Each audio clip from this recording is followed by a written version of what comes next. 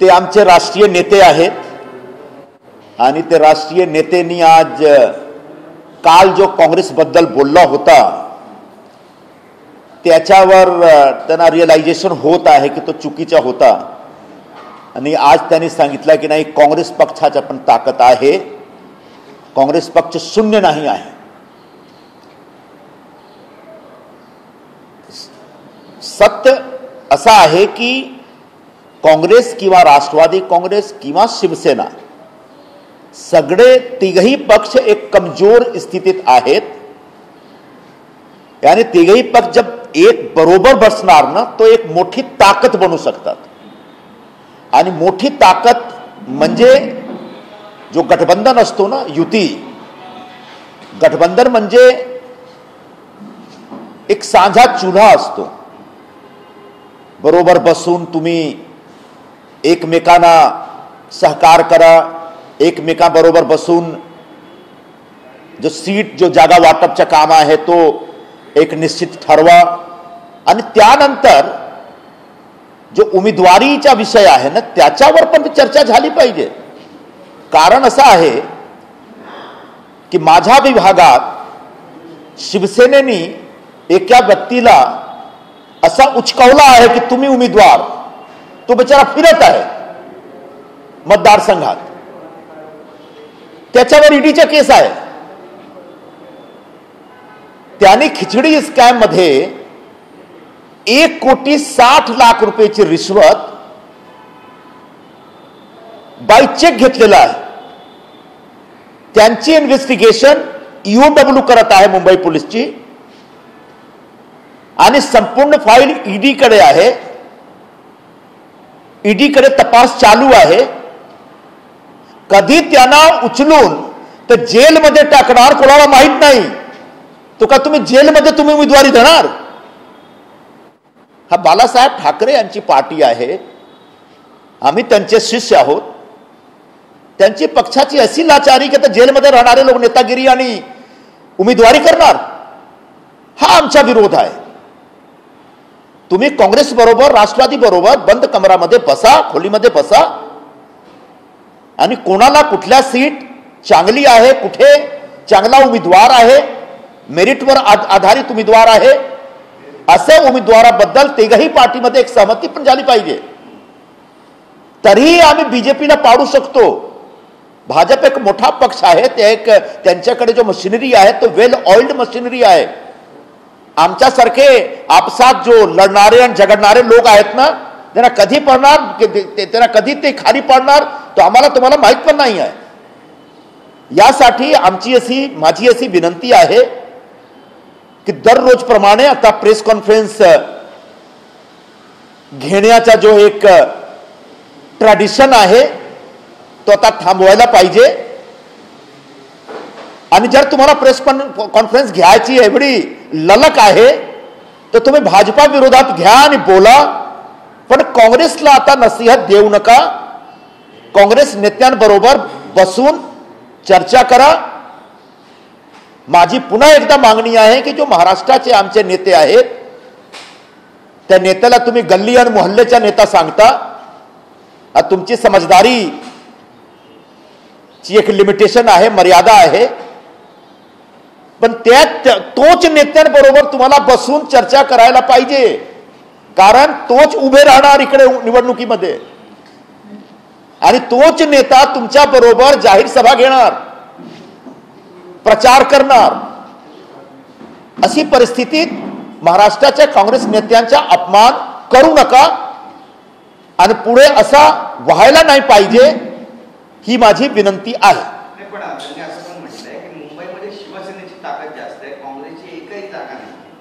असं आहे की शिवसेनेचे जो निवडून आलेले खासदार होते ते सगळे आता पळालेले आहेत. जे काही राहिलेले आहेत किती दिवस राहणार याची गॅरंटी नाही. कोणाच्या विरुद्ध कुठली फाईल आहे त्यांना पण माहित नाही आहे. तो कधी कोणाची फाईल ते उघड करणार आणि कसा पडणार आणि किती मतलब एस्केप रूट शोधणार कोणाला माहित नाही आहे. तसा तुम्ही जास्ती बोलू नका. मतलब एक सच्चाई असा आहे की शिवसेना, काँग्रेस आणि राष्ट्रवादी काँग्रेस तिघही पार्टीला बसून बरोबर एक दुसऱ्याला कमी आखण्यापेक्षा आम्ही कमी आहोत, आम्ही कमी झालेले आहोत, यामुळे आम्हाला गरज आहे दुसऱ्या पक्षाची. काल मी बोललो होतो, शिवसेना एकही खासदारच्या निवडणूक स्वबळावर निवडू शकत नाही, निवडून येऊ शकत नाही. आज पुन्हा मी पुनरुच्चार करतो, मुंबईमध्ये ते मोठी पार्टी आहेत, एकही खासदार ते निवडून येऊ शकत का? त्यांना काँग्रेसच्या लोकांची मदत पाहिजे. ज्या काँग्रेसच्या स्थानिक लोक आहेत, ज्यांना तुम्ही गल्ली मोहल्ल्याचे नेते मानता, त्यांच्या सहकार्य बगैर, त्यांचा सहयोग बगैर तुमचा एकही उमेदवार निवडून येऊ शकत नाही. Same cases with Congress also. आमचा पण एकही उमेदवार शिवसेनेचा सपोर्ट बगैर निवडून येऊ शकत नाही. हा एक फॅक्ट आहे. सर्वप्रथम हा जो फॅक्ट आहे, जो तथ्य आहे, जो जमिनी हकीकत आहे, त्यांना ऍक्सेप्ट करा आणि या आमच्या बरोबर बसून सांझा चुला बनवा. आता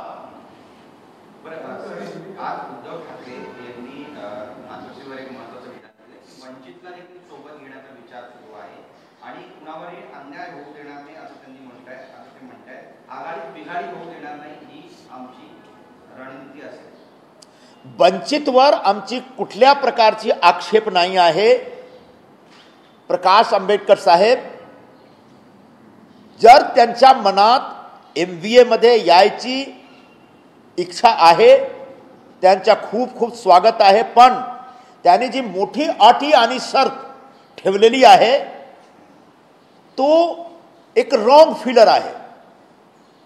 एवढी मोठी शर्त ठेवून तुम्ही MVA मध्ये येऊ शकत नाही. कारण इकडे ऑलरेडी 3 पक्ष आहेत. 2 इज कंपनी, 3 इज क्राउड, असा स्टेटमेंट बालासाहेबांनी दिला होता जेव्हा मुंडेजी आणि महाजनजीने भाजप आणि शिवसेनाच्या युतीमध्ये NCPला आणण्याचा एक प्रस्ताव दिला होता. तो आता 3 इज ऑलरेडी क्राउड. तर क्राउड मध्ये चौथी पार्टी तुम्हाला आणायचा, आणा, काही हरकत नाही. ते येणार तर आमचा जो MVA आहे तो मजबूत होणार. पण कुठल्या अशा प्रकारचं तुम्ही शर्त ठेवू नका. हा आमची विनंती. आणि शेवटी जो आमचा शीर्ष नेतृत्व आहे दिल्लीमध्ये, त्यांना फायनल डिसिजन घ्यायचा आहे. त्यांच्याकडून आमच्या जो लोकल लीडर्स आहेत ते एक प्रस्ताव पाठवणार की असा एक प्रस्ताव आहे, करायचा की नाही करायचा. शेवटी आमच्या मुख्यालय दिल्लीमध्ये आहे, आमचे पक्षश्रेष्ठी दिल्लीमध्ये बसतात. तो संपूर्ण जो तो निर्णय आहे, मेन निर्णय, क्रुशियल डिसिजन्स, तो तिकडे घेतात. पण इकडे चर्चा करून, इकडे जो आमचे जो गल्लीचे जो नेते आहेत, गावाचे जो नेते आहेत, त्यांच्याकडून बसून चर्चा केल्यानंतर काय फायनल डिसिजन ते घेतात.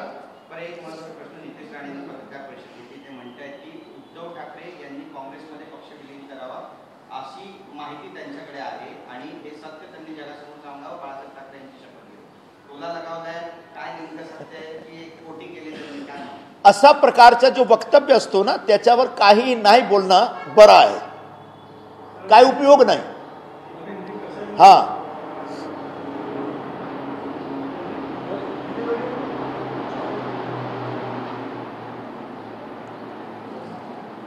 संजय राउत ने आज प्रेस कॉन्फ्रेंस की, कल की तुलना में आज सुर बदले नजर आए. कल जहां कांग्रेस को शून्य से शुरू करने की नसीहत दे रहे थे, आज उन्होंने कहा कि कांग्रेस भी एक ताकत है. क्या कहेंगे? मुझे बहुत खुशी हुई कि जो हमारे राष्ट्रीय नेता हैं, जिनको पूरे महाराष्ट्र के कांग्रेस नेता गली और गांव के नेता दिखते हैं, उनको 24 घंटे में इस बात का एहसास हो गया कि कांग्रेस पार्टी शून्य नहीं है. यही मैं कल बोल रहा था. अभी 5 राज्यों को जो नतीजे आए थे, भले ही कांग्रेस पार्टी 3 राज्यों में हार गई, मिजोरम में भी हार गई, तेलंगाना में जीती, और ऐसा माहौल बनाया गया कि हम कांग्रेस पार्टी खत्म हो गई. लेकिन जब मतों का आंकड़ा आया तो साफ साफ दिखा कि भारतीय जनता पार्टी के पास अगर 4,81,00,000 वोट हैं, तो कांग्रेस पार्टी के पास 4,90,00,000 वोट है। यानी हारने के बावजूद हमारे मतों की जो प्रतिशतता है वो ठीक ठाक है। छत्तीसगढ़ और राजस्थान में जाएंगे तो 1 या 1.5% का गैप है। सिर्फ मध्य प्रदेश है जहां पर 7.5-8% का गैप है। तेलंगाना में तो हम बहुत आगे हैं। तो ऐसी पार्टी को राष्ट्रीय नेता ने शून्य कहा तो निश्चित तौर पर हमें अच्छा नहीं लगा। फिर हमने उनको समझाया कि 138 साल पुरानी पार्टी है, उसको आप शून्य कह रहे हैं, और वो व्यक्ति कह रहा है जिसने आज तक एक कॉर्पोरेटर का चुनाव नहीं लड़ा, जिनको मालूम नहीं चुनाव क्या होता है। हारना जीतना तो बहुत बात की बात है।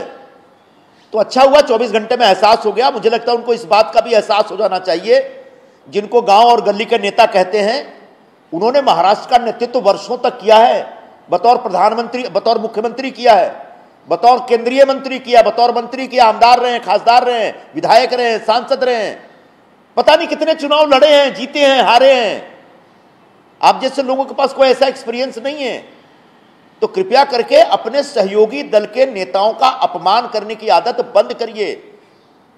अगर साथ साथ रहना है तो, अगर साझा चूल्हा रचना है तो, साझी पकवान बनानी है तो, साथ साथ बैठ करके एक साथ भोजन करना है तो, एक दूसरे पर शक करना, एक दूसरे को कम आंकने की कोई आवश्यकता नहीं है। एक दूसरी बात, जैसा मैंने कल कहा, आज फिर कह रहा हूं कि शिवसेना हो या कांग्रेस हो या राष्ट्रवादी कांग्रेस हो, तीनों पार्टी आज कमजोर दौर में है। तीनों पार्टी में किसी की ऐसी क्षमता नहीं कि अकेले दम पे हम लोकसभा की एक भी सीट जीत सके। जो कह रहे हैं कि मुंबई में हम सबसे मजबूत पार्टी हैं, सबसे बड़ी पार्टी है, महाराष्ट्र मध्ये मी सर्वात मोठा पक्ष, सबसे बड़ी पार्टी मैं हूं, उनको चुनौती है मेरी। एक बार फिर से दे रहा हूं कि एक भी लोकसभा की सीट मुंबई या मुंबई से बाहर अकेले दम पे नहीं चुन के आ सकते। उनको कांग्रेस की मदद चाहिए, राष्ट्रवादी कांग्रेस की मदद चाहिए, और हमको भी शिवसेना की मदद चाहिए। मैं इसको करेक्ट करता हूं, मैंने कल भी कहा था, फिर कह रहा हूं, जब तीनों पार्टियों को एक दूसरे की मदद चाहिए तो एक दूसरे को कम आंकने या एक दूसरे को चैलेंज करने या धमकी देने की भाषा बंद होनी चाहिए। इसलिए अभी तक सीट शेयरिंग हुई नहीं है, मालूम नहीं कौन कहां से लड़ेगा, किसको कितनी सीटें मिलेंगी। और यहां पर हमारे जिले में, खासकर हमारे लोकसभा क्षेत्र में, शिवसेना ने अनधिकृत तौर पर अपना एक कैंडिडेट भी चला दिया है। वो बेचारा घूम रहा है, उसके ऊपर जो माइग्रेंट्स के लिए खिचड़ी बांटी गई थी, उस खिचड़ी बांटने के पूरे कार्यक्रम में जो घोटाला हुआ, जिसमें कई कॉन्ट्रैक्टर पकड़े गए हैं, ऐसे किसी कॉन्ट्रैक्टर से 1,60,00,000 रुपए की रिश्वत चेक के द्वारा लेने का आरोप है। उस व्यक्ति के खिलाफ जांच हो रही है ईओडब्ल्यू में, मुंबई पुलिस का जो हमारा एक सेल है। सारी फाइल ईडी के पास है, ईडी ने केस रजिस्टर कर लिया है। यानी जिस व्यक्ति को यह उम्मीदवार बनाना चाहते हैं हमारे जिले में, जिसके लिए इतनी जिद चल रही है, उसको कब ईडी उठा के जेल में डाल देगी मालूम नहीं। तो क्या जेल के अंदर से चुनाव लड़ाएंगे? क्या बाला साहब ठाकरे जी की पार्टी, जिनका मैं शिष्य रहा हूं, उनकी पार्टी की ऐसी दुर्गति आ गई है कि जेल में रहने वाले लोग अब नेता और उम्मीदवार बनेंगे? यह दुर्भाग्यपूर्ण है। और ऐसे में कौन कहां से लड़ेगा, यह निश्चित तौर पर मेरिट तय करेगा, और मेरिट के आधार पर सीटें तय होंगी, उम्मीदवार तय होंगे। और इस मुद्दे पर किसी प्रकार का कोई विवाद नहीं होना चाहिए, कोई बहस नहीं होनी चाहिए। आइंदा कोई प्रेस कॉन्फ्रेंस नहीं होनी चाहिए। रोज रोज प्रेस कॉन्फ्रेंस करने का जो आपको शौक चल रहा है, वो शौक पालिए, लेकिन कांग्रेस को गाली देने के लिए नहीं, कांग्रेस को नसीहत देने के लिए नहीं, कांग्रेस को के खिलाफ बोलने के लिए नहीं। न तो सामना का दुरुपयोग होना चाहिए कांग्रेस के खिलाफ, और न ही प्रेस कॉन्फ्रेंसेस होने चाहिए। सामना में लिख लिख करके उन्हें शिवसेना और बीजेपी का झगड़ा कराया, उसके बाद शिवसेना की क्या दुर्गति हुई सामने दिख रहा है। क्या कांग्रेस से भी रिश्ता खराब करना है इनको?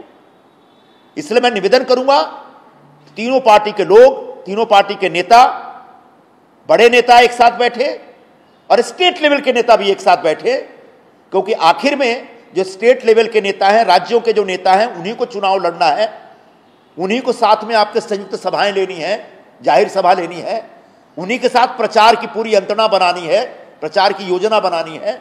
और ऐसे में आप जो एक आग्रह कर रहे हैं कि मैं स्थानीय नेताओं के साथ बात नहीं करेंगे हम, ये बहुत बड़ा दंभ और अहंकार से भरा हुआ वक्तव्य है। ये वक्तव्य वापस लीजिए और महाराष्ट्र के नेताओं के साथ चर्चा करके फिर दिल्ली में जो हमारे शीर्ष नेतृत्व है उनके साथ एक फाइनल एक डिसीजन लीजिए और उसके बाद आइए मिलजुल करके तीनों पार्टी के लोग चुनाव मैदान में उतरते हैं और भारतीय जनता पार्टी को पराजित करते हैं। सर, प्रकाश अंबेडकर भी गठबंधन में आने के इच्छुक है, उन्होंने खुद की मंशा जाहिर की और उद्धव ठाकरे का भी कहना है कि उनसे बातचीत चल रही है, जल्दी कोई फैसला होगा। लेकिन प्रकाश अंबेडकर ने शर्त रखी कि उन्हें बराबरी ही चाहिए, 12-12 सीटों। प्रकाश अंबेडकर जी की पार्टी अगर एमबीए में आना चाहती है तो इसमें कोई तकलीफ नहीं है कांग्रेस पार्टी को। फैसला आखिर में दिल्ली में जो हमारा टॉप लीडरशिप है उसको करना है, लेकिन महाराष्ट्र के नेताओं को कोई ऐतराज नहीं है और मेरे ख्याल से कुछ नेताओं से उनकी बात भी हो रही है। लेकिन एमबीए में आने से पहले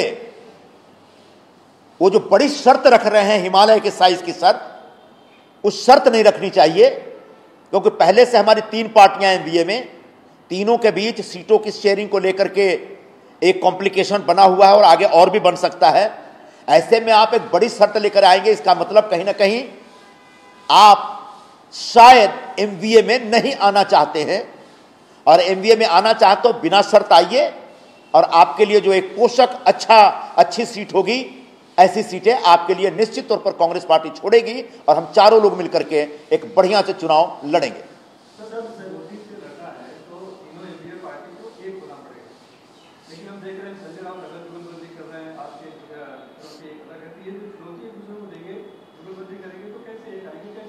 नहीं, आपने बहुत सही सवाल किया है।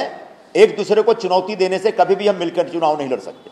अगर हमको चुनौती देनी है तो भारतीय जनता पार्टी को चुनौती देनी चाहिए, और इसलिए कौन कितनी सीट पे लड़ेगा, कौन किस सीट पे लड़ेगा, ये बातें आइंदा मीडिया में इसकी चर्चा नहीं होनी चाहिए, क्योंकि शुरुआत उधर से हुई। उधर से कहा गया कि हम 23 सीट पे लड़ेंगे, हमारे 18 खासदार थे, सांसद थे, जिसका जवाब हमने दिया कि 18 थे लेकिन 13, 14, 15, 16 सब निकल गए, और जो बच्चे हैं वो रहेंगे इसकी गारंटी नहीं है, क्योंकि सबकी फाइलें तैयार है, कब फाइल किसकी खुलेगी मालूम नहीं है। और हमारे पास भले ही कम एमपी थे, एमपी के नहीं के बराबर थे, लेकिन कांग्रेस पार्टी की एक अपनी ताकत है, उसको आप जीरो नहीं कह सकते। तो मुझे खुशी हुई कि आज उन्होंने जीरो वाली बात को विड्रॉ किया है, या उसके ऊपर कहीं ना कहीं उनको अफसोस हुआ। सर, आप बार बार ये बात कह रहे हैं कि अभी सीटों का बंटवारा होना बाकी है, लेकिन आपके मुताबिक एक तार्किक फार्मूला क्या होना चाहिए, कोई आंकड़ा जिसपे आप चर्चा चाहते हैं कि हो, ऐसा कुछ एक तार्किक आंकड़ा आपके तरफ से, तार्किक पहलू जिसको शामिल किया जाए उस चर्चा? तार्किक पहलू जो कांग्रेस पार्टी ने प्रारंभ में कहा, और मेरे ख्याल से शरद पवार जी भी प्रारंभ से कह रहे हैं कि मेरिट के आधार पर सीटों का फैसला होना चाहिए। किस पार्टी के लिए कौन सी सीट पोषक है, अच्छी है, यह सभी पार्टियों को पता है, और कौन से सीट पे कौन सा अच्छा उम्मीदवार हो सकता है जो बढ़िया से लड़ सकता है, यह भी हम सब महाराष्ट्र की राजनीति वर्षों से कर रहे हैं, हमको पता है कि कौन कहां लड़ने के लायक है, किसमें कितनी क्षमता है। और ऐसे में इसी बेसिस पे, इसी फार्मूले पे चर्चा आगे बढ़ेगी। कितनी सीटें कौन लेगा मैं आज नहीं कह सकता, मेरे पास इसी कोई जानकारी नहीं है और मैं इसके लिए अधिकृत भी नहीं हूं। और कल दिल्ली में जो बैठक हुई, बहुत ही अच्छी बैठक हुई है, आज भी एक बैठक होने वाली है, और आने वाले 2-3 दिन के अंदर हाईकमान के पास हमारी जो कमिटी है, नेशनल अलायंस कमेटी, उनकी तरफ से एक पूरा प्रपोजल चला जाएगा, और उसके बाद संभवतः एमबीए में एक कोऑर्डिनेशन कमेटी बनाई जाएगी जो आगे की चर्चा मुंबई में महाराष्ट्र के स्तर पर शुरू करेगी। 48 में से 10 या इससे भी कम सांसद फिलहाल एमबीए के पास में है, तो स्थिति जिन सांसदों की मौजूदा स्थिति है, क्या उसको ध्यान में रखते हुए किसके पास कौन सी सीट है वो आधार होना चाहिए सीटों के बंटवारे का? इस चुनाव की पिछले चुनाव मैंने बताया, आप अपने सवाल को रिपीट कर रहे हैं। मैंने बताया कि बेसिक फार्मूला है कि कौन सी सीट पे कौन अच्छे से लड़ सकता है, बीजेपी को फाइट दे सकता है, और उस सीट पे कौन सा कैंडिडेट है। कई बार सीट अच्छी नहीं हो लेकिन कैंडिडेट अच्छा है, तो ऐसे में सीट और कैंडिडेट के मेरिट के आधार पर आगे का फैसला होगा।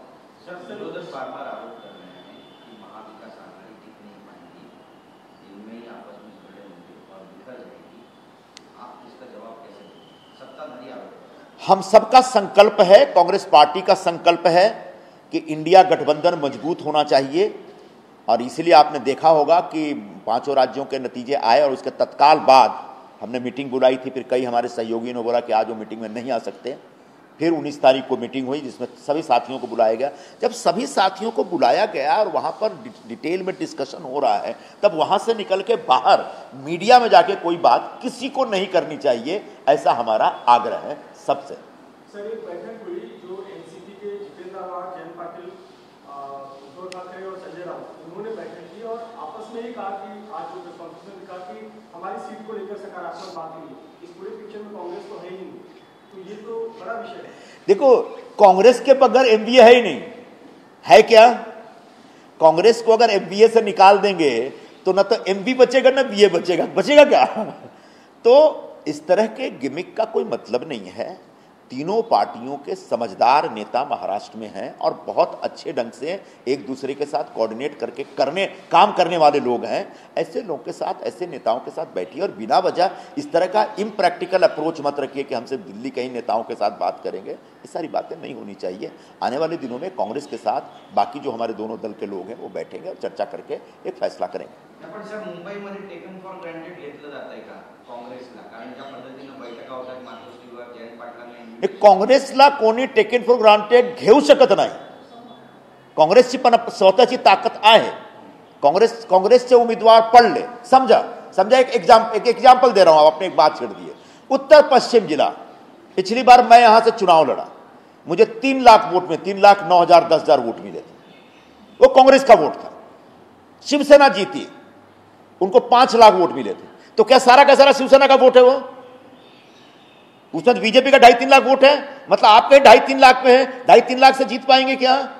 कांग्रेस तो अकेले लड़ी थी, 1-2% एनसीपी का वोट हमको मिला था। तो कांग्रेस तो ऑलरेडी 3 लाख वोट पर 2019 में थी और उसमें लगातार पार्टी का काम चल रहा है। तो कहने का मतलब कांग्रेस को एकदम कम आंकने का जो आग्रह है, जिद है, ये घातक है पूरे एमबीए और इंडिया अलायंस के लिए। आप बोला भूमिका, अपनी भूमिका ही तो बोलिए। जाओ देता जरा, धन्यवाद। इतनी तो भूमिका दे दी, फिर भी तुमची भूमिका क्या है?